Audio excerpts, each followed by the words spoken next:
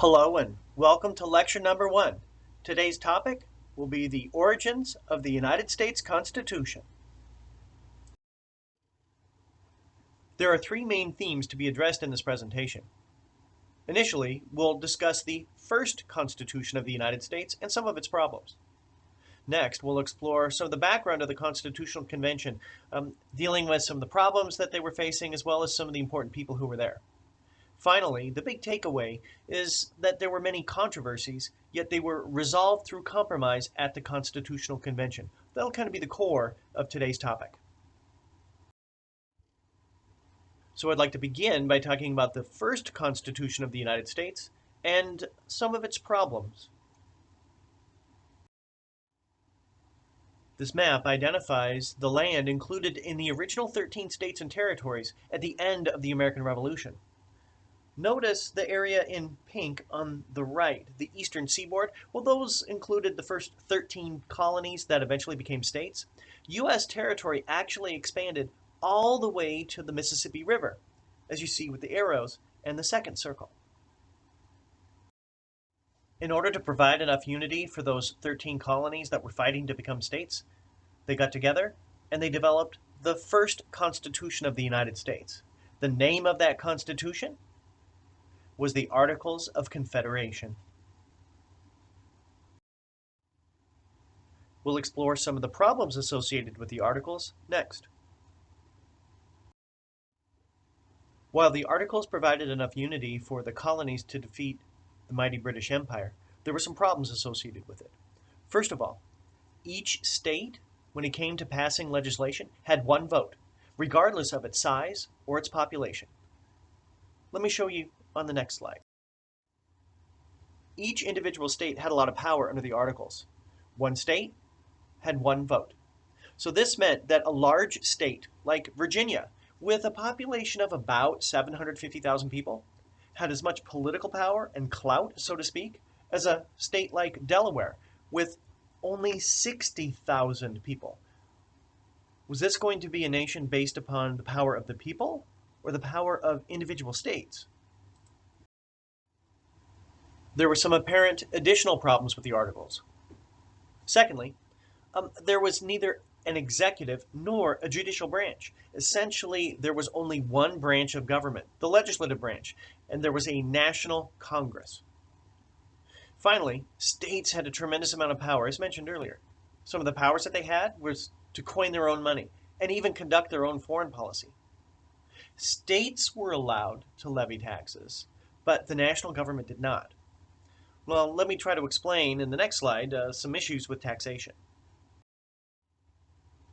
I don't know anyone who likes to pay taxes, but our tax dollars go toward a range of things.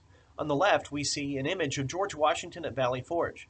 During the Revolutionary War, one of the problems he continually faced was a lack of funding for things like uniforms, boots, things like that for his soldiers.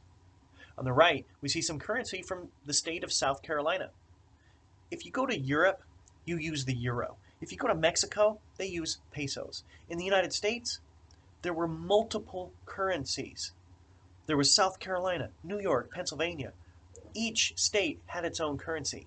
It created chaos for business owners. Taken collectively, these range of problems with the Articles prompted some to want to try to modify those Articles or maybe even start from scratch. The fancy name for the meeting in order to get together to try to modify the Articles of Confederation is called the Constitutional Convention. Delegates met in 1787. I'll talk about that next.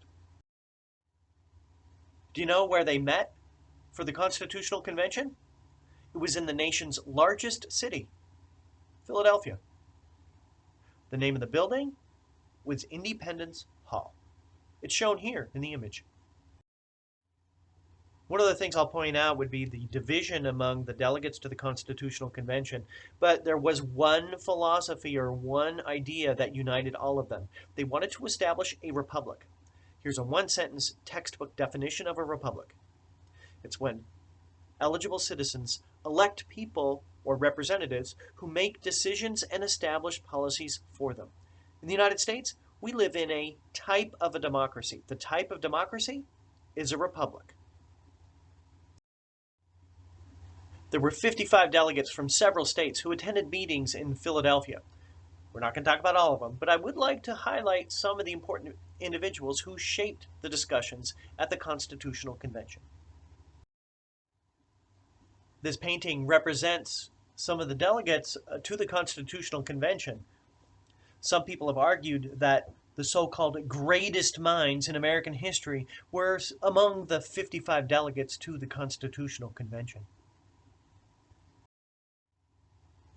Probably the most famous American among the American people is shown here. George Washington. He was the head of the Continental Army during the Revolutionary War that defeated the mighty British Empire. One of the first decisions made by the delegates to the convention was to have Washington preside over their meetings each day as chair. The oldest delegate to the Constitutional Convention was over 80 years old. It was Ben Franklin. During the war, he had served as a diplomat and successfully was able to get the French to fight on behalf of the colonies. On the right, we see someone else. He was only 36 years old and is somewhat underrated as a political figure. His name was James Madison, a Virginia politician. If there were only 55 delegates, all of whom were white men, at the Constitutional Convention, there were plenty of people who were not there. However, I did want to point out one. He's shown here.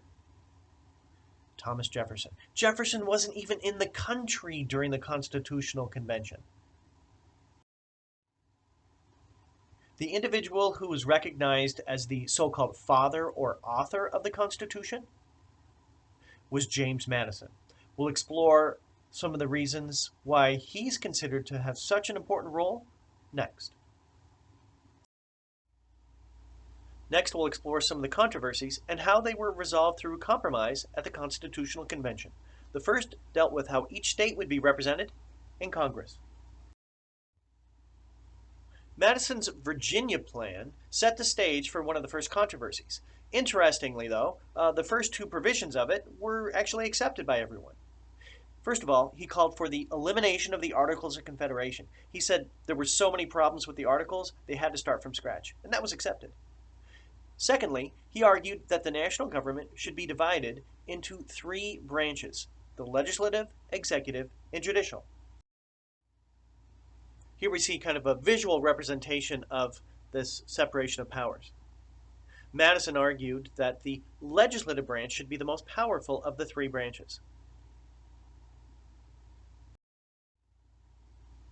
While those first two proposals met with approval by the delegates to the convention, Madison's third main idea was very controversial. He argued that representation in the legislative branch should be determined entirely by each state's population.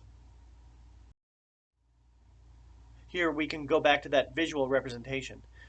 Madison's idea here, to put it another way, is the number of representatives for each state would be determined entirely by each state's population. As you might suspect, the big states thought this was a good idea, but individuals from small states disagreed wholeheartedly. They would lose a lot of power under this new system.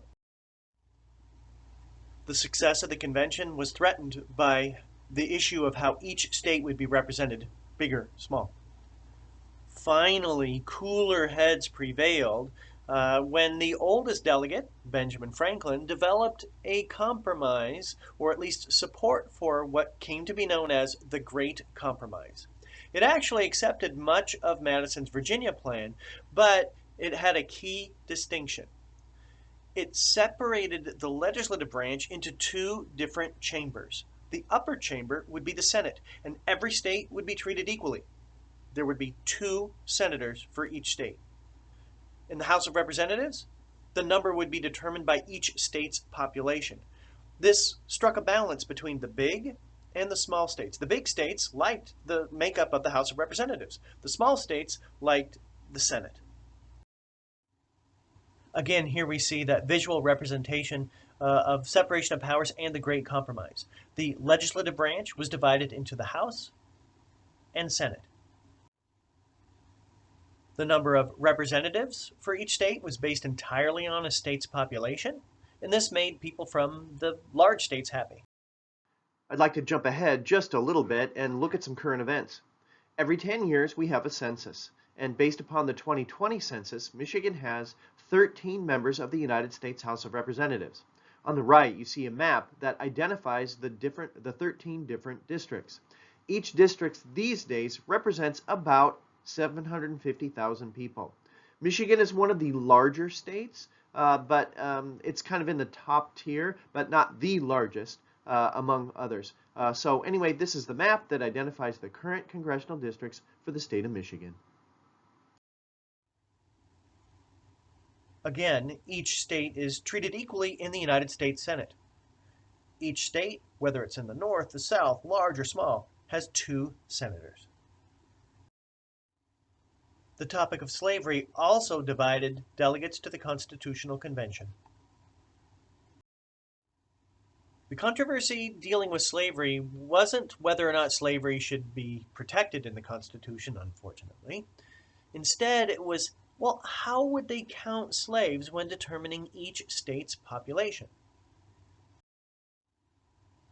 Here we are back at the original 13 states and territories. That red line indicates an area where south of that, slaves made up a large portion of the population because they played a crucial role in the South's economy. Slaves made up a large percentage of the population of many southern states. Representatives from those states would not even consider the elimination of slavery. But what they wanted to know was, well, how should we count slaves when determining each state's population?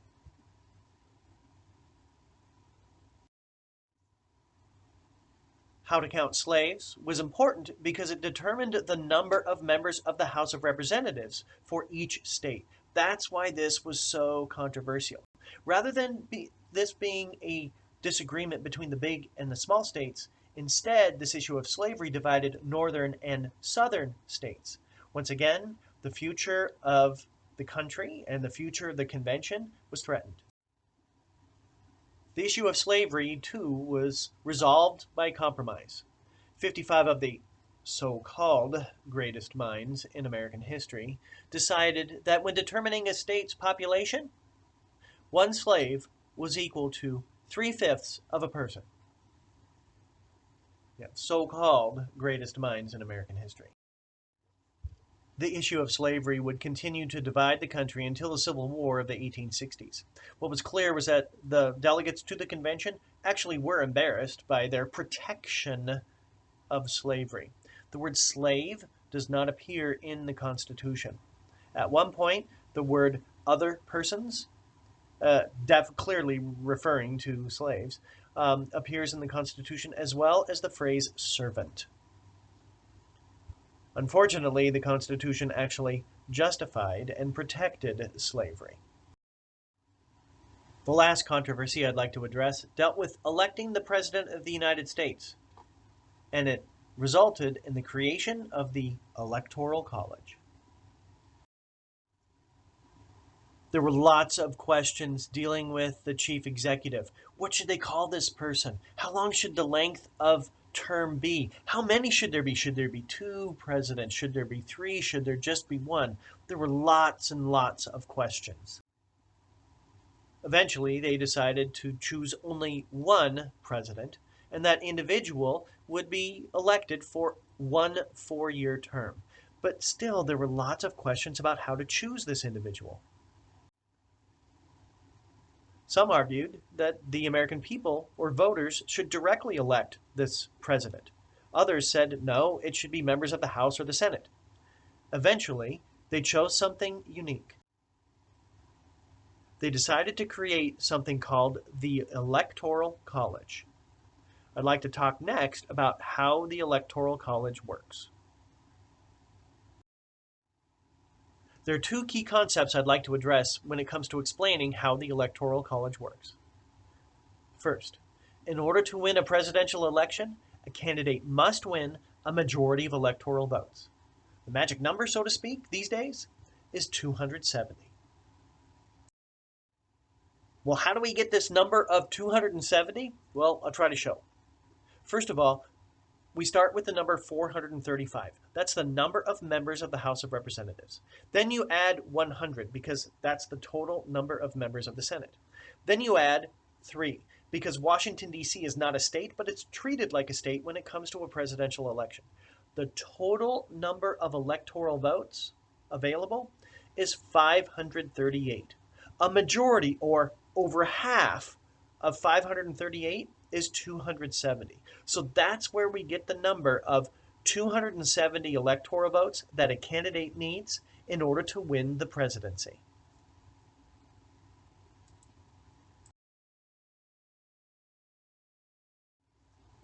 You might say, okay, I can memorize that, that's fine and dandy.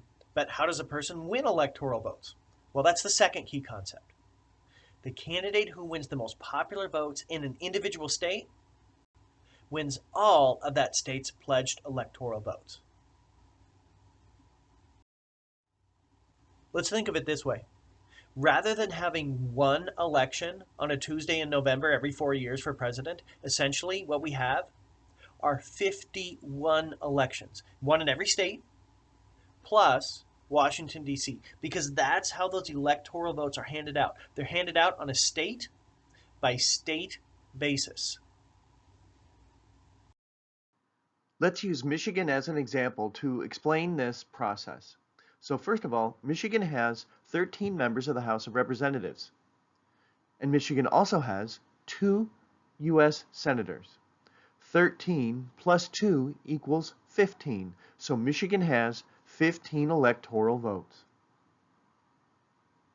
All right, so please make sure that you do not try to memorize this. I'm not trying to focus on that, but I would like to provide an example of the distribution of electoral votes. If you look here, we see the number of electoral votes for each state. Alaska is a very small state, so Alaska doesn't have as many people. Alaska only has 3 electoral votes. The largest state in the Union is California with 54 electoral votes. It's actually been the largest state in the Union in terms of population for many years. Look down here at Florida. Florida went from 29 electoral votes on the previous census to 30. There are more people moving to Florida, and their population is growing faster than other states. And then on the right, we see Michigan. Michigan in the past had as many as 21 electoral votes. Well, in the last census, we went from 16 to 15 electoral votes. Here we see some additional examples. New York used to be the largest state in the Union for decades. Well, it lost a member of the House of Representatives, so it went from 29 to 28 electoral votes. Another state in the Great Lakes was Ohio, and Ohio lost an electoral vote. Which state was the big winner? Well, Texas went from 38 electoral votes to 40. Just a side note, in the last 2 census cycles, Texas has gained 6 electoral votes because its population is growing so quickly. So, what happened in Michigan in 2024? Well, we can see here that Donald Trump won more popular votes by people in the state of Michigan with 49.7% of the popular vote versus Kamala Harris's 48.3%. There were some other candidates as well. So, as a result of this election, Donald Trump received all of Michigan's pledged electoral votes. Data here shows the national results from the 2024 election. Donald Trump won 312 electoral votes, and at the popular vote, he was just under 50% at 49.9%. Harris won 226 electoral votes. You can see that some third-party candidates also won some popular votes, but none won a state, therefore they didn't win any electoral votes. Voter turnout was pretty high at nearly 64%. Donald Trump won over 77 million votes to Harris's 75 million. Now, I showed this map once before, but we can look at it in a little bit more detail. The red states here indicate states won by Donald Trump, while the blue states indicate states won by Kamala Harris. Notice there's a lot of red. Donald Trump was very strong in the Intermountain West, the Great Plains, and the American South. You can see that Harris was strong in the New England states, as well as the West Coast, and then some other states in between. Hopefully, this visual helps to provide areas of support for each of those candidates from the previous election. We can take a quick look at some previous election results. In 2020, Joe Biden won the presidency with 51.4% of the popular vote and a little over 300 electoral votes to Donald Trump's. Notice in 2020, voter turnout was really high at 66.7% of eligible voters. Here we see another recent presidential election result set of data. In 2016, President Trump clearly won the presidency with 306 electoral votes to Hillary Clinton's 232. However, the popular vote was different. Clinton actually received 3 million more popular votes by average Americans than President Trump did. This is rare, but it has happened at other times in American history. When exploring other presidential elections, this has happened sometimes in the past. So, for example, in the year 2000, Al Gore received about 500,000 more popular votes by the American people than George W. Bush, yet George W. Bush clearly won over half of the electoral vote. This also happened in 1888.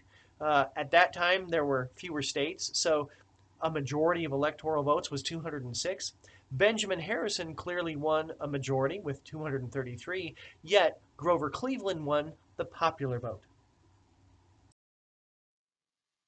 Once officials in each state have certified the results in that state, they send them off to Congress, and then Congress meets in early January to count the electoral votes submitted from each state. In general, this is a simple formality. However, in January of 2021, they had some problems. Just as members of Congress were working to certify the election, a group who believed there was widespread voter fraud stormed the United States Capitol, overran the police, and occupied the Capitol for several hours. The count was brought to a halt for a time, but they actually finished very early the next morning. Democrats as well as Republicans have both described this event as an insurrection and an assault on American democracy.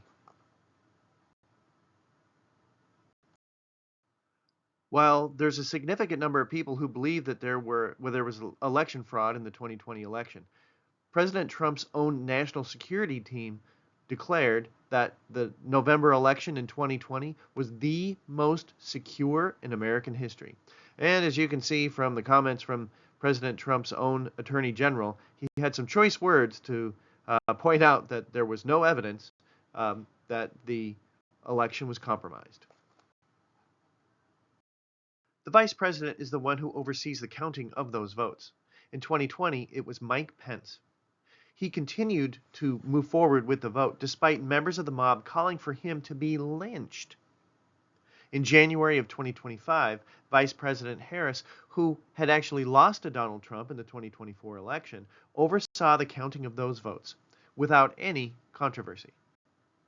The actions of Pence and Harris show that even though the American people are deeply divided, we have politicians in place today who put the Constitution and country over their political party.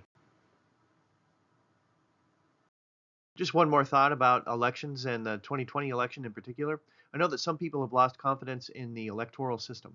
Well, why not become a poll worker and see for yourself? I did, and I came to a better understanding of how the system works, the checks and balances that are in place, and I have deeper confidence in the voting process now than I did before I became involved. So, if that's where you are, hey, go ahead and volunteer, and you'll learn about the process. Now, earlier in the lecture, I said, in order to win a presidential election, a candidate must win a majority of electoral votes. Well, what if there are a whole bunch of people who run for president and no one wins a majority? Well, the Constitution has a solution. The United States House of Representatives would pick the next president among the top 3 finishers in electoral votes. The House of Representatives has had to take these steps. In 1824, there were 4 candidates running for the presidency. At that time, we had fewer states, so in order to win a majority of electoral votes, a candidate had to garner 131. Well, you can see that the most electoral votes won were by Andrew Jackson at 99, and 99 is less than 131. So the House of Representatives convened, and they had to pick the next president. Eventually, they chose John Quincy Adams. Now, you might be saying, well, what happened then? Well, it caused quite a controversy. And if you'd like to learn more about that, maybe you can take my U.S. history class up to 1877. You can learn about a big controversy in American history there. Well, hopefully that explanation wasn't too confusing. I did have a couple of concluding remarks. To sum up some of the key ideas from this lecture, first of all, the Articles of Confederation was the name of the first Constitution of the United States. You should also be able to identify some of the key individuals who shaped events at the Constitutional Convention. And finally, you should be able to explain 3 controversies from the convention itself and evaluate which you think was the most important. Well, that ends the first lecture for our class. I hope you learned something new, and we'll see you online. Have a great day, everybody. Take care.